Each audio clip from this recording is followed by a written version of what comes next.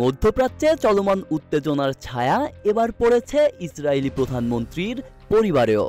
ইরানের পাল্টা হামলার পর নিরাপত্তা সংকটের কারণে বাতিল করা হয়েছে বেনিয়ামিন নেতানিয়াহুর পুত্র আভনার নেতানিয়াহুর বিয়ে।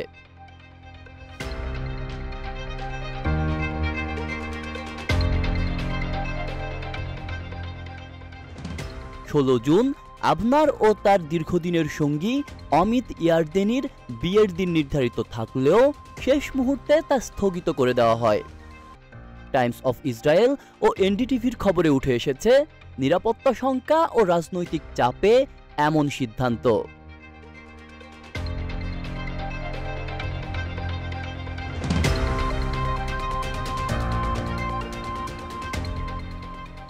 যুদ্ধাবস্থায় বিলাসবহুল বিয়ে আয়োজন নিয়ে ইসরায়েলের অভ্যন্তরেই দেখা দেয় তীব্র সমালোচনা।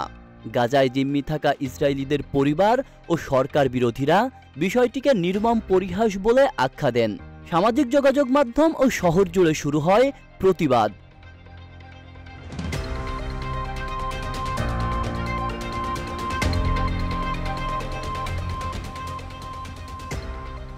এর আগে ইসরায়েল ইরানের সামরিক ও পারমাণবিক স্থাপনায় হামলা চালায়। জবাবে ইরান ছোড়ে ব্যালিস্টিক ক্ষেপণাস্ত্র। হামলায় অন্তত 10 জন নিহত এবং আহত হন 180 জন। দেশ জুড়ে জরুরি অবস্থা জারি করে ইসরায়েল সরকার। খুলে দেওয়া হয় বোম শেল্টার।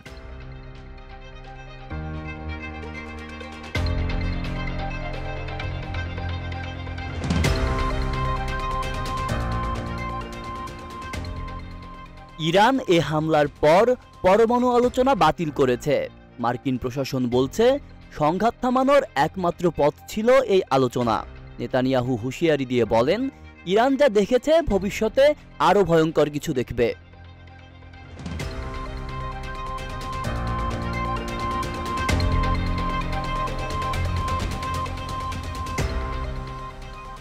এদিকে ট্রুথ সোশ্যালে মার্কিন প্রেসিডেন্ট ট্রাম্প বলেন, ইরান ইসরায়েলকে আক্রমণ করলে যুক্তরাষ্ট্র এমন জবাব দেবে যা আগে কেউ দেখেনি। তবে একই সঙ্গে তিনি শান্তিপূর্ণ সমাধানের আহ্বান জানান।